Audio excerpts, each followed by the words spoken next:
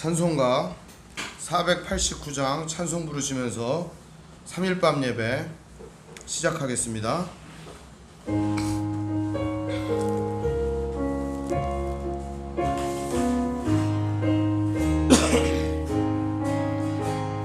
저 요단강 건너편에 찬란하게 배는지 예루살렘 새집에서 주의 얼굴 배우리.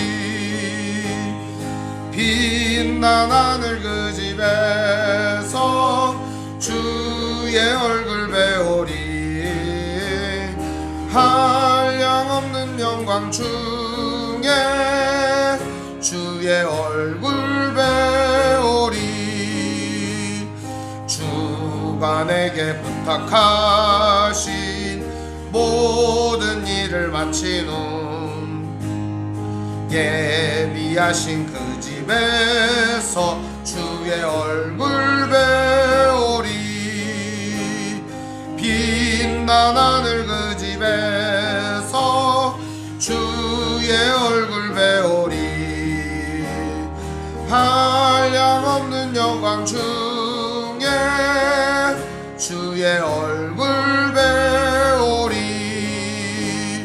성도들이 함께 모여 할렐루야 부를 때 나도 기쁜 마음으로 화답하여 부르리. 빛난 하늘 그 집에서 주의 얼굴 배우리. 한량없는 영광 중에 주의 얼굴 배우리. 이 세상에 사는 동안 주의 일을 힘쓰고 썩을 장막 떠날 때에 주의 얼굴 배우리. 빛난 하늘 그 집에서 주의 얼굴 배우리.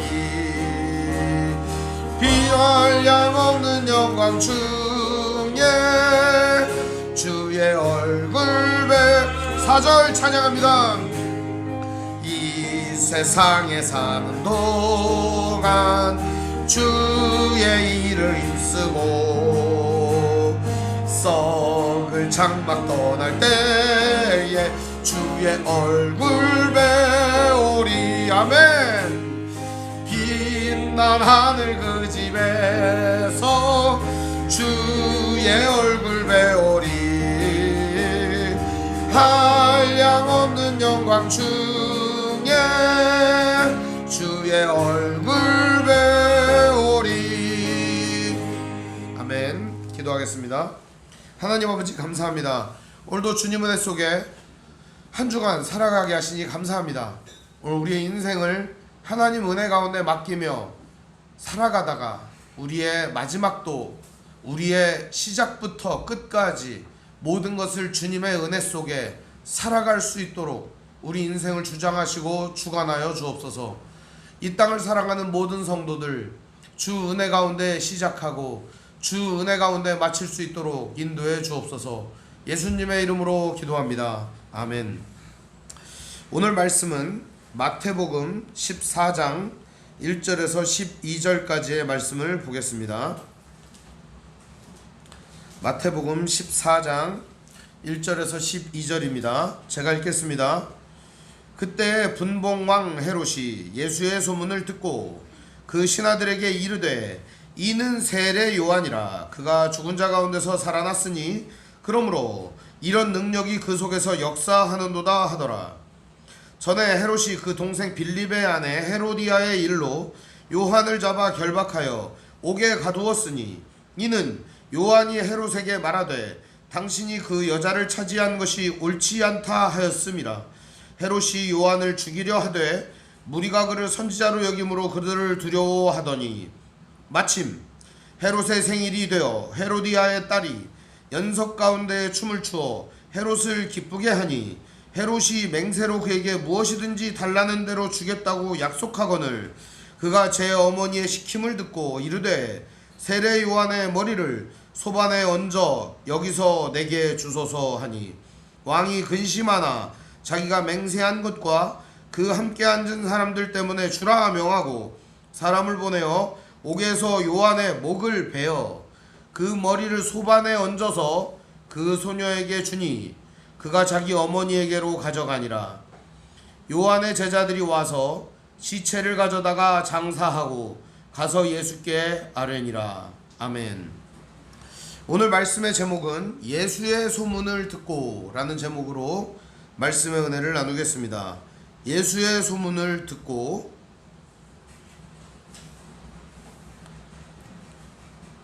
소문이 나는 것은 좋은 일이기도 하고 나쁜 일이기도 합니다. 좋은 소문은 좋은 일을, 나쁜 소문은 나쁜 일을 퍼뜨리기 때문입니다. 여러분에게서는 어떤 소문이 나기를 여러분 원하십니까? 여러분의 이름이, 여러분에 대한 이야기가 어떤 소문이 나기를 바래요. 요즘은 그래서 SNS를 합니다.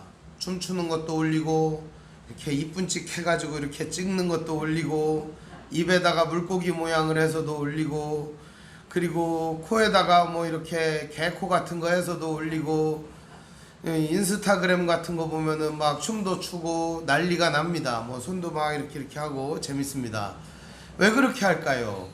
자기를 알리고 싶고 유명해지고 싶고 좋은 소문이 나기를 원하기 때문입니다. 소문이 나는 것은 좋은 일일 때 굉장히 좋습니다.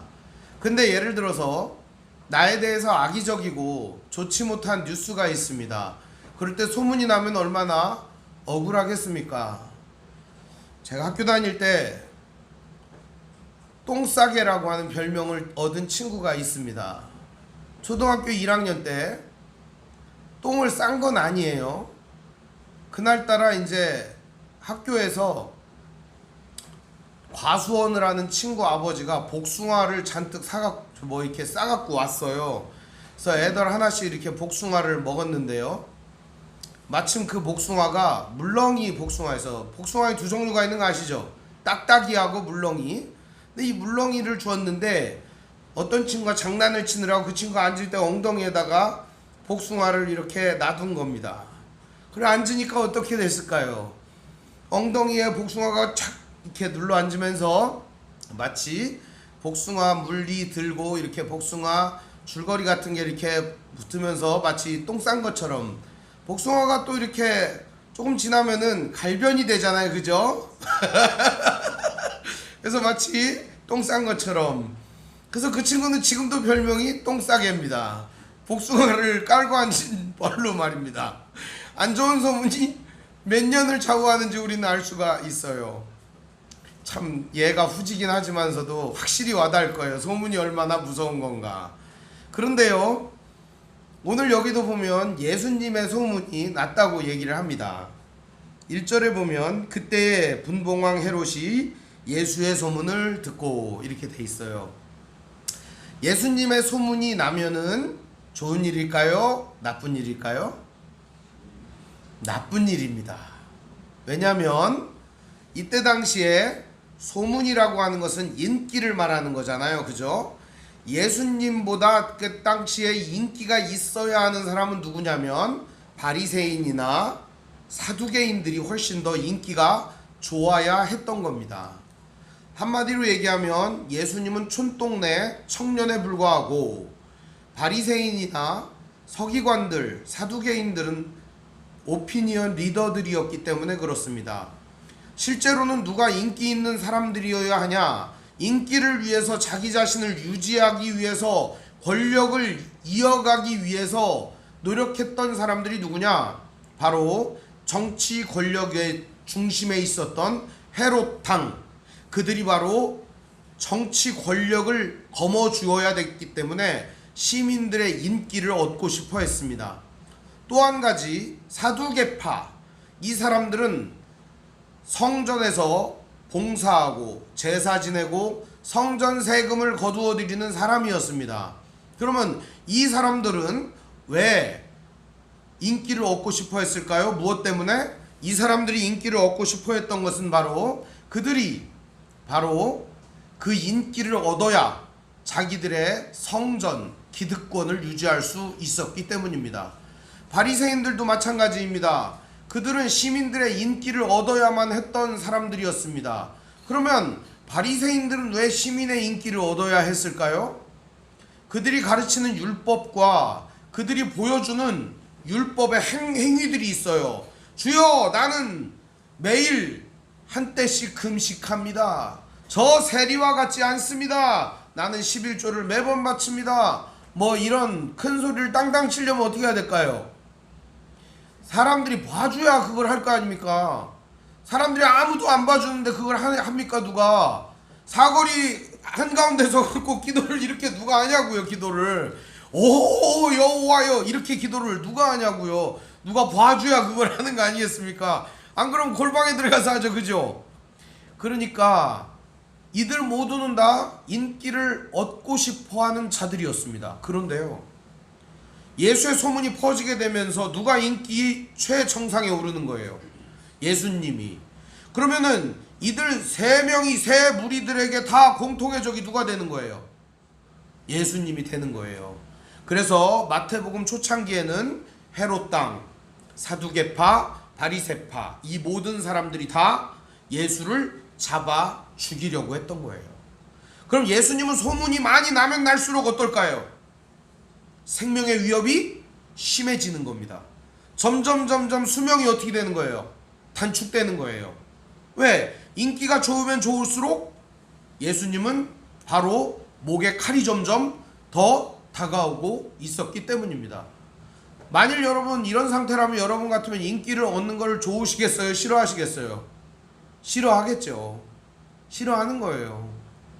예수님은 그런데 원치 않게 소문이 널리 퍼져 어디에까지 소문이 가게 됐느냐? 바로 헤롯 왕에게까지 가게 되었다는 겁니다. 여기서 좀 잠깐 부연 설명을 여러분 좀 할게요. 여기에 등장하는 이 헤롯 왕이라고 하는 사람은 예수님 태어났을 때도 2살 아래로 다 죽인 왕이 있었잖아요. 그죠? 그 왕의 이름도 헤롯이죠. 오늘 여기에 등장하는 사람 이름도 헤롯이죠. 근데 여기에는 이름이 뭐라고 나와 있어요? 분봉왕 이렇게 돼 있어요. 분봉왕. 이거를 뭐라고 하냐? 클라이언트 킹 이렇게 얘기를 해요. 이게 무슨 말이냐면 헤롯 대왕이 있어요. 예수님 처음 태어날 당시에. 그럼 지금 나이가 몇 살이에요? 그때 예를 들어서 20세의 왕이 됐다고 치면 지금 예수님이 나이가 한 30살쯤 됐으니까 50대가 됐다고 볼 수가 있겠죠. 근데 20대의 왕이 되는 사람은 없잖아요. 그러니까 헤롯이라고 하는 사람이 이미 죽은 뒤에요. 예수님이 죽은 다음에 다시 애굽으로 내려갔다가 다시 올라왔잖아요. 그죠? 그때 당시에 헤롯 왕이라고 대왕이라고 칭하는 사람이 있었는데 자기 권력에 엄청난 욕심을 부리다가 죽어버렸어요. 그리고 나서 이 헤롯 대왕이라는 작자는 원래 에돔 사람이에요. 이두메 사람이에요. 그런데 유대로 건너와가지고 유대를 무력으로다가 장악했어요. 근데 유대 사람들이 무력으로 지배한다고 지배당할 민족이 아니잖아요. 그쵸? 예를 들어서 여러분 속된 말로 저 일본에 있는 조선시대 때 쪽발이가 와가지고 이제 막 이렇게 토요토미 히데요시가 와가지고 우리나라 조선을 지배했습니다. 그리고 왕이 된다 그러면 누가 그 토요토미 히데요시를 왕으로 인정을 하겠냐 이 말이에요. 그죠? 유대인들도 마찬가지예요. 저 에돔 사람이 와서 우리의 왕이 될 수 없다 이렇게 얘기를 한 거죠. 그러자 이 헤롯은 궁여지책으로다가 어떻게 했느냐? 유대인 여자 미리암 1세라고 하는 여자를 얻습니다. 미리암이라고 하는 여자를 얻어요. 그래서 그 여자하고 결혼을 해요. 그러면 여기에서 나오는 아들이 누가 되는 거예요? 유대인이 되는 거 아닙니까? 그죠? 모계를 통해서 나온 아들이 유대인이 되는 거니까. 근데 이 아들이 아리스토블로스라고 하는 아들이에요. 근데 원래 큰 아들은 어떻게 해요? 아버지가 경쟁을 하는 거잖아요. 아버지하고 경쟁의 관계에 놓여 있거든요. 그래서 큰 아들은 그때 당시에 다 죽여버려요. 장자긴 하지만 아버지하고 경쟁 관계의 구도에 놓이기 때문에 더군다나 어디 소생이에요? 유대인의 소생이기 때문에 이 아들을 죽여버립니다. 아리스토블로스를. 그리고 나서 이 아리스토블로스에게서 태어난 딸이 있어요. 그러니까 첫째 아들의 딸이죠. 이 딸하고 그 다음 이 헤롯이 또 아들을 3명을 낳아요. 아켈라우스, 그 다음에 안티파스, 빌립. 헤롯 안티파스, 헤롯 빌립, 헤롯 아켈라우스. 이 3명을 낳게 되는 거예요. 근데 헤롯이 꼴까닥 하고 죽으면서 3명이 이 나라를 3등분해 갖고 쪼개서 다스리게 된 거예요. 그래서 요거를 분봉왕이라고 하는 거예요. 근데 그 중에서 이 빌립이라고 하는 사람이 이 아리스토블로스의 딸 헤로디아라고 하는 여자하고 결혼을 합니다. 그런데 이 빌립에게 있었던 이 헤로디아라고 하는 여인을 너무너무 탐내는 자가 있었어요. 누구냐? 바로 둘째. 그 바로 이름이 헤롯 안티파스라고 하는 거죠. 그 이 안티파스는 그 동생 빌립의 그 부인인 헤로디아를 데리고 오고 싶어 했어요. 왜냐하면 정통성을 가져야 되니까. 내가 유대인의 왕이 되려면 그 여자가 낳은 딸, 그 유대인을 데리고 와야 내가 유대인이 될 수 있으니까 정통성을 갖기를 원했어요. 그리고 헤로디아는 권력의 서열에 맨 마지막에 밀려있는 빌립이 싫었어요. 그래서 둘이 부적절한 관계를 맺었어요. 원래는 헤롯 안티파스라고 하는 사람은 나바테아 공화국이라고 하는 그 조그만 나라에 공주하고 결혼을 했어요. 그래갖고 같이 살고 있었는데 이 여자는 힘이 없는 거예요. 정통성도 없고. 그러니까 헤로디아하고 맞아 떨어진 거죠. 정분이 난 거예요. 그래갖고 둘이서 결혼을 합니다. 결혼을 한 게 아니라 빌립의 아내였던 헤로디아를 뺏어온 거죠. 이 족보가 마치 개족보처럼 꼬여 있습니다. 그렇죠? 한국으로 보면은 족보가 완전히 진짜 이리 갔다 저리 갔다 하고 있습니다. 다시 정리를 해드릴게요. 헤롯이 있고요. 큰아들이 있는데 큰아들이 낳은 딸이 있어요. 이 딸을 형제가 취했어요. 그러니까 한마디로 조카를 취해갖고 결혼을 한 거죠. 결혼을 했는데 결혼을 한 이 여자를 갖다가 그 형이 뺏어가요. 이렇게 된 상태라는 겁니다. 이것을 두고 세례 요한이 얘기를 한 겁니다. 이봐, 네가 왕이냐? 왕이면 왕답게 행동해. 헤로디야, 너도 네가 유대인이냐? 그럼 유대인답게 행동해. 너희들 뭐 하는 거야? 그따위로 해가지고 너희들이 백성들에게 모범을 보일 수 있어? 라고 이야기를 한 겁니다. 세례 요한은 맞는 말을 한 거예요. 아무도 그 사람에게 손가락질하고 말할 수 없지만 세례 요한이라고 하는 사람은 얘기를 한 거예요. 너 그러면 안 돼! 라고 말이죠. 최고 권력자에게 손가락질을 하고 말을 할 수 있을까요? 과연 이 시대에도 최고 권력자에게 손가락질을 하고 말을 할 수 있을까요? 그런 용기 있는 사람이 누가 있을까요? 세례 요한은 용기 있는 사람이었습니다. 그런 말을 돌아다니면서 길바닥에서 광야에서 했습니다. 왕이 그러면 안 되지. 그런데 이 헤롯 안티파스라고 하는 인물은 새가슴이었어요.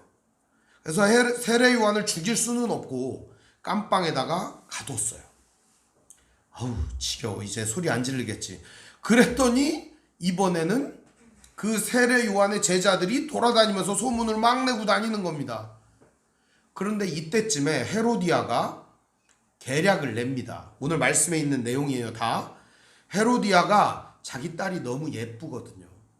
그래서 그 딸을 데려다가 마침 헤롯의 생일에 춤을 추게 합니다. 댄스를 추는 거예요. 근데 얼마나 이 댄스가 화려하고 아름다웠는지 헤롯이 뿅 갔어요.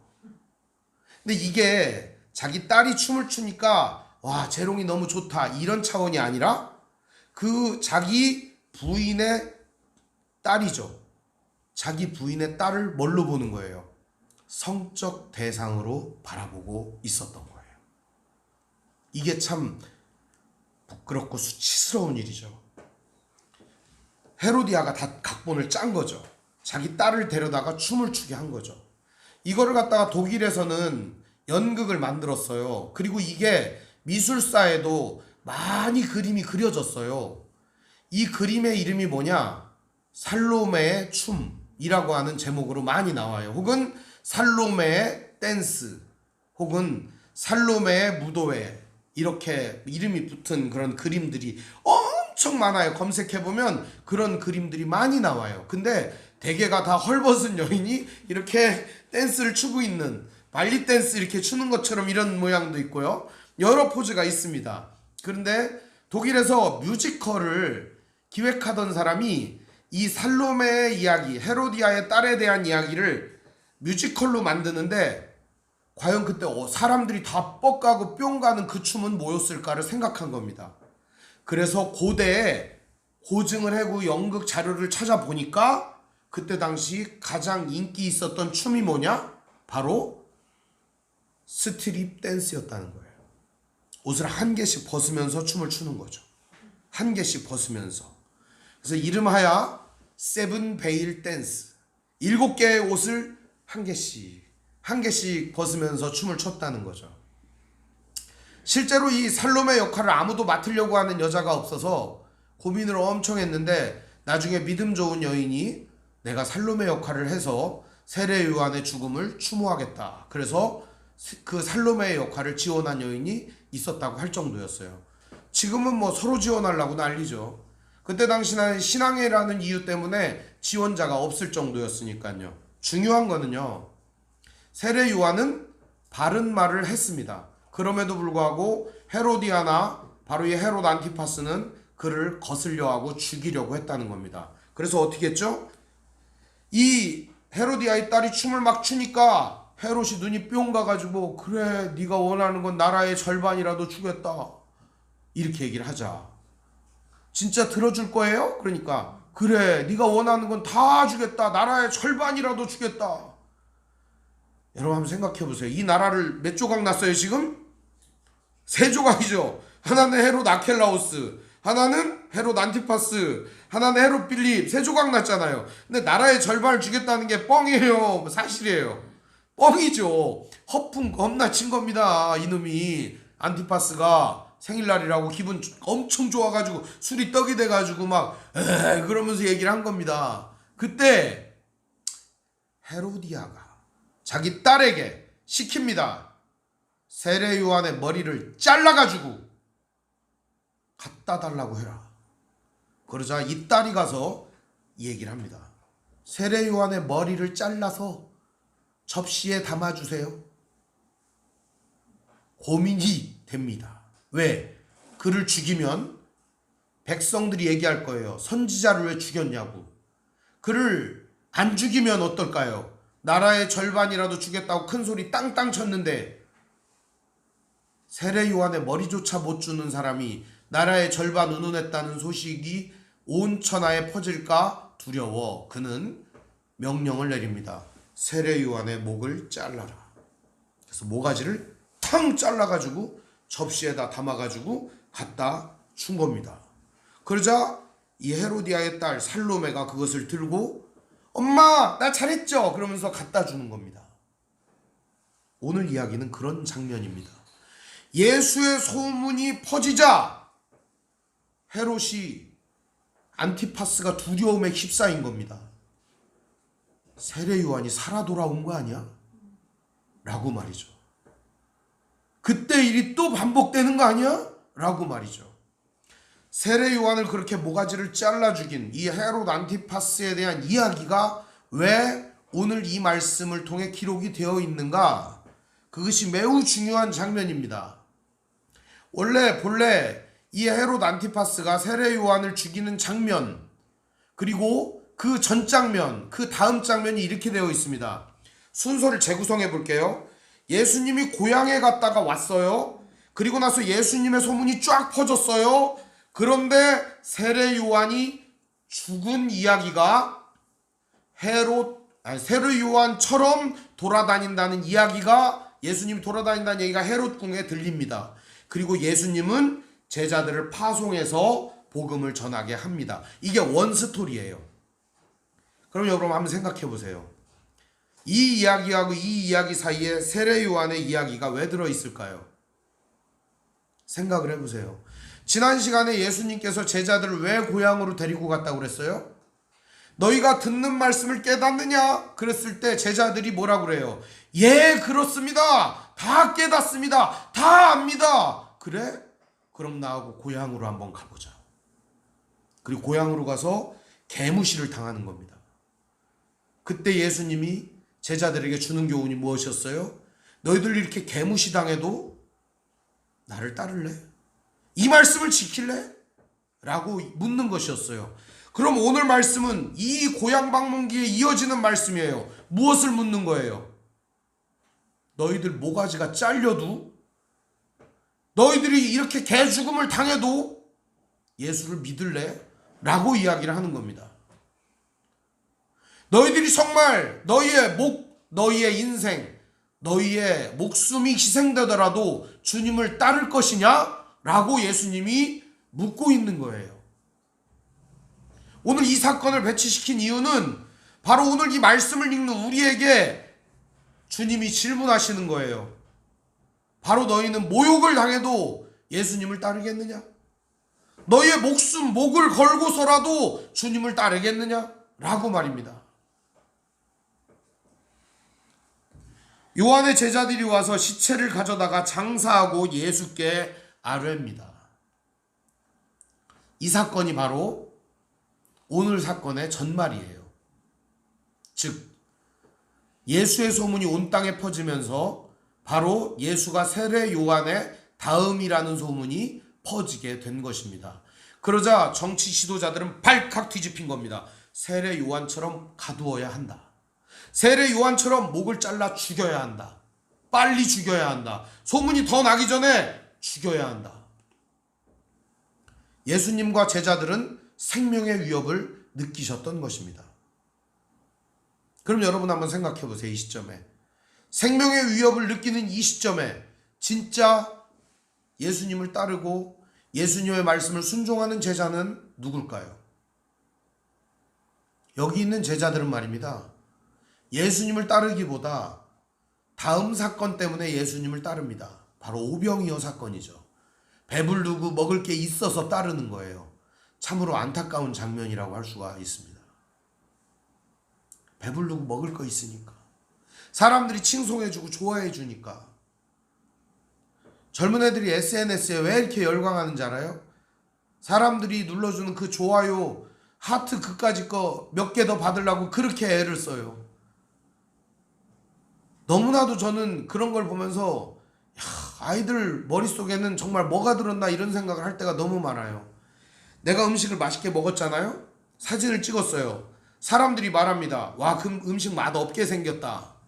그럼 내가 아무리 맛있게 먹은 음식이더라도 사람들이 맛없다고 막 그러면은 그래, 맛이 없나 보다 이렇게 생각한다는 거예요. 나는 맛있게 먹었는데.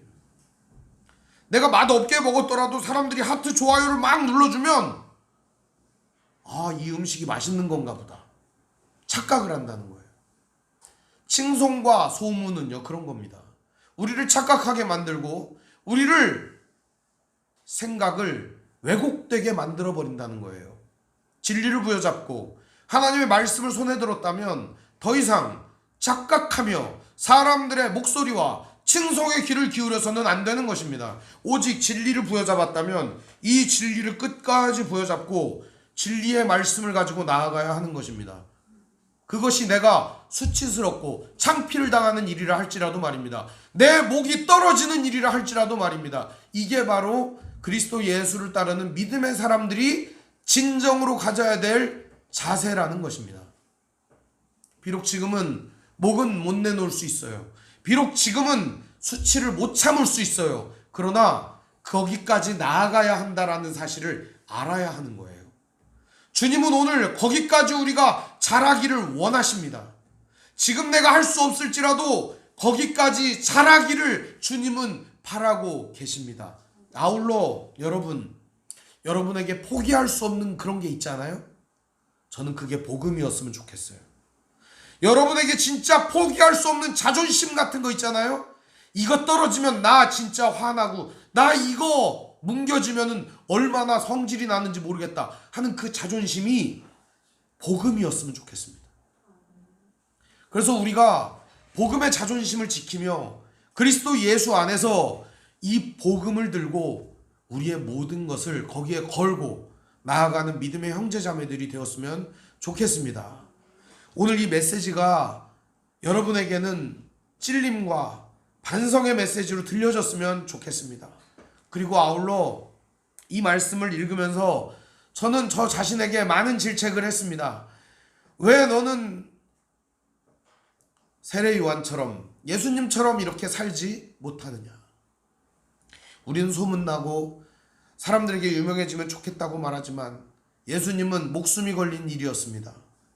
오늘 우리도 우리 인생 속에서 좀 더 그리스도 예수를 따르는 방향으로 나아갔으면 좋겠습니다. 세상에 그 어떤 어려움이 있을지라도 믿음으로 나아가는 귀한 믿음의 형제자매들이 되시기를 주님의 이름으로 축원을 드립니다. 기도하겠습니다. 사랑과 은혜가 풍성하신 아버지 하나님, 은혜와 사랑을 감사를 드립니다. 오늘도 우리 안에 담대함을 주십시오. 오늘도 우리 안에 주님을 따르는 믿음을 주시옵소서. 비록 지금은 연약하지만, 비록 지금은 나약하지만 주님을 따르는 사랑과 진실한 마음이 있사오니 주님, 오늘 우리의 마음속에 이 믿음을 굳세게 하여 주시옵소서. 우리 안에 주님을 사랑하고 주님을 따르는 이 믿음을 더욱 굳세게 하여 주옵소서. 종국에는 그리스도 예수처럼 십자가를 지는 데까지 나아가는 귀한 믿음의 형제자매들 될 수 있도록 인도하여 주옵소서. 우리 주 예수님의 이름으로 기도합니다. 아멘. 교회 소식을 알려드리겠습니다. 오늘 함께 예배하신 모든 분들 주님의 이름으로 환영합니다. 우리 옆사람과 서로 인사하겠습니다. 사랑합니다. 사랑합니다. 앞뒤 사람 인사하겠습니다. 사랑합니다. 네, 사랑합니다. 하나님의 말씀인 성경을 가까이 두고 매일 읽으시고 기도로 하나님과 교제하시고 말씀대로 사랑하며 사시기를 바랍니다. 목회자의 경건을 위해 기도하시기 바랍니다. 정치 지도자들과 남북관계를 위해서 기도하시기 바랍니다. 가난한 자들과 소외된 자들을 도우며 기도하시기를 바랍니다. 선교사님과 가족을 위해서 기도하시기를 바랍니다. 아픔과 고통 중에 있는 성도를 위해 기도하시기를 바랍니다. 묵상과 전도를 생활화하시기를 바랍니다. 우크라이나 전쟁 종식과 산불 피해자들을 위해서 기도합시다. 코로나가 다시 기승을 부리고 많은 사람들이 걸리고 있어요. 여러분 건강에 유의하시기 바랍니다. 이번 주일에 예배 후에 이찬희 권사님 사업장 개업 예배에 갑니다. 용인이고요. 참여하실 분들은 함께 가면 좋겠습니다. 그리고 9월 5일에 우리 주의 말씀 교회에서 엣지 있는 성경 통독 세미나를 합니다. 시간은 10시부터 대략 3시 정도까지 될 예정입니다. 오시면 무조건 유익합니다. 여러분 성경에 대해서 얻어가는 게 엄청 많을 겁니다. 그리고 그분이 성경 전문가입니다. 한 30년을 말씀을 연구하고 애를 쓰며 그 길을 올곧이 걸어온 분이거든요. 그리고 그분은 이 말이 부드럽고 화려하고 참 좋습니다. 저하고는 비교할 수가 없어요. 한 10배는 훨씬 더 부드럽고 아름답고 그런 말이 나옵니다. 제가 무명 모시저고리 같다 그러면 그분은 실크가 이렇게 입에서 나온다고 할 수가 있습니다. 그러니 여러분 꼭 참여해 주시면 좋겠습니다. 주님 가르쳐 주신 기도로 마치겠습니다. 하늘에 계신 우리 아버지, 아버지 이름을 거룩하게 하시며 아버지의 나라가 오게 하시며 아버지의 뜻이 하늘에서와 같이 땅에서도 이루어지게 하소서. 오늘 우리에게 일용할 양식을 주시고 우리가 우리에게 잘못한 사람을 용서하여 준 것 같이 우리 죄를 용서하여 주시고 우리 시험에 빠지지 않게 하시고 악에서 구하소서. 나라와 권능과 영광이 영원히 아버지의 것입니다. 아멘.